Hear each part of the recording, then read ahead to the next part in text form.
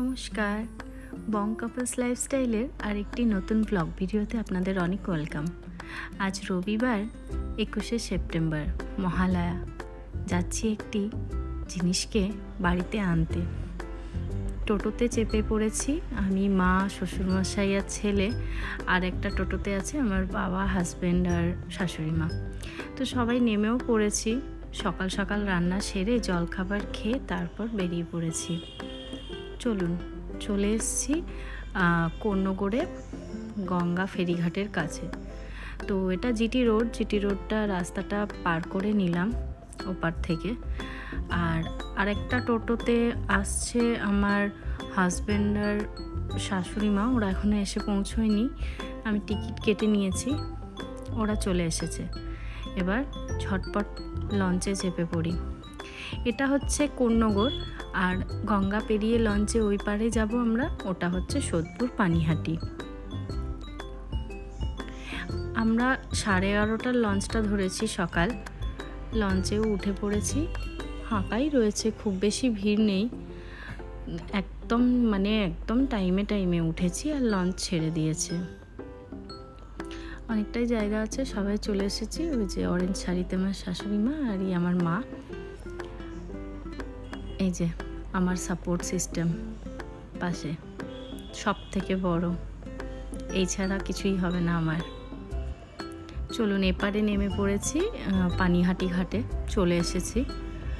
গঙ্গার ভিড় দেখছেন ঘাটে, যেহেতু আজ মহালয়া, পুরো ভিড়টাই তর্পণের ভিড়। দেখুন কত লোক, আর এখন কত বেলা হয়ে গেছে তাও কত ভিড়। সকালে আরও ভিড় ছিল। এই জোয়ার ঢুকছে, শাশুড়ি মা সকালে স্নান করেছে গঙ্গায়, তো বলছিল খুব ভিড় ছিল ভোরবেলা। এবার এখান থেকে আমরা একটা পুরো টোটো বা অটো যা হোক একটা পুরো রিজার্ভ নিয়ে নেব, যেখানে আমরা যাচ্ছি সেখানে যাওয়ার জন্য। আর আলাদা আলাদা করে নিলাম না। চলেই এসেছি, দেখুন কোথায় এলাম, ওই যে নিশানের শোরুমে এসেছি। আজকে আমাদের বাহনটিকে বাড়ি নিয়ে যাব বলে, মহালয়ার শুভ পুণ্যতিথিতে এটা আমরা আজকে নিয়ে যাব। তো সব কিছুই হয়ে গেছে, জাস্ট আজকে ডেলিভারি ডেট, তাই সবাই এসেছে। বাঁকুড়া থেকে আমার বাবা মাও এসেছে।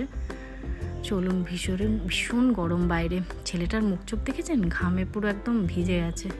ভেতরে ঢুকে এবার একটু শান্তি। উফ বাবা, এই যেই বৃষ্টি পড়লো অমনি ঠান্ডা লাগলো, বৃষ্টি বন্ধ হলো, সাথে সাথে রোদ চড়া।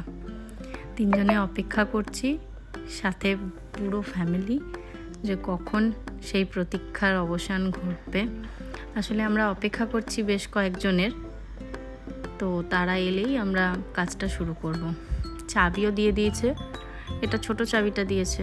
ছেলেকে বলছি তোকে বড় চাবিটা দেবে, দাঁড়া। চলে এসছে কাগজপত্র, আবার সই। উফ, এই সই করে করে না আমার মাথা খারাপ হয়ে গেছে, কি আর বলবো। কত যে সই করেছি।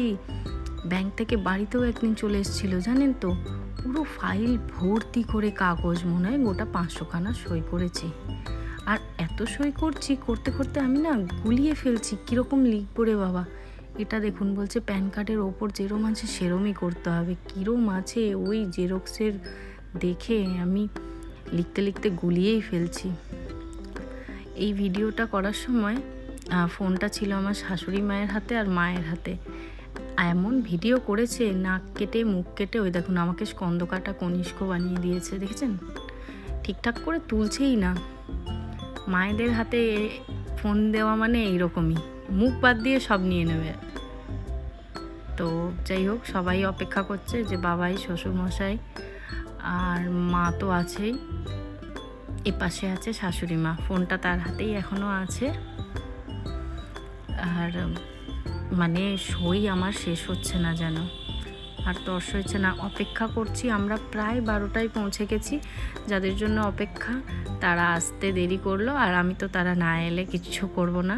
ওই ছেলেটাকে দেখুন, মোবাইল পেয়েছে, সব ভুলে গেছে, নতুন গাড়িও ভুলে গেছে। ওরা মোবাইল পেলে আর কিছু চাই না। যে শাশুড়ি মা এখনও ভিডিও করেই চলেছে। বলছি এবার তুমি থামো, তুমি এবার রাখো ফোনটা। আমার সই করার কাজ শেষ হলো ফাইনালি। আমাদের অপেক্ষারও অবসান ঘটলো।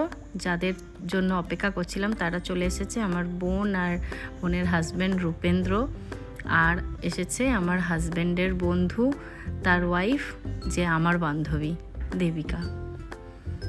হ্যাঁ, আজকে ওদেরও আমি ইনভাইট করেছিলাম। এই যে আমার পেতনি বোন, সেও চলে এসেছে। চলুন এবার লেগে পড়ি কাজে। এই ভিডিওগুলো এত সুন্দর করে দিয়েছে রূপেন্দ্র, মানে ও এত সুন্দরভাবে এগুলো করতে পারে, তাই ওদের ছাড়া আমি মানে আমার কাজটা ভাবতেই পারছিলাম না।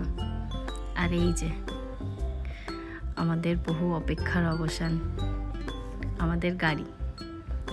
কেমন হয়েছে ড্রেস কোডটা অবশ্যই জানাবেন। যেহেতু ব্ল্যাক কালারের কার চুজ করেছি, তাই লাল সাদার ওপর থিমটা রেখেছিলাম ড্রেস কোডের।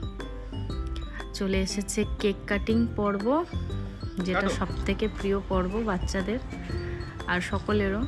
তো আবার আমার ছেলের ফেভারিট চকলেট কেক। এটাই হলো শেষ ভালো যা সব ভালো। চলুন এবার শেষ করি ভিডিওটা। সবাই ভালো থাকবেন। ভালো লাগলে একটা লাইক, শেয়ার, কমেন্ট অবশ্যই করবেন। আবার দেখা হবে খুব শীঘ্রই পরের একটা ব্লগে। নমস্কার।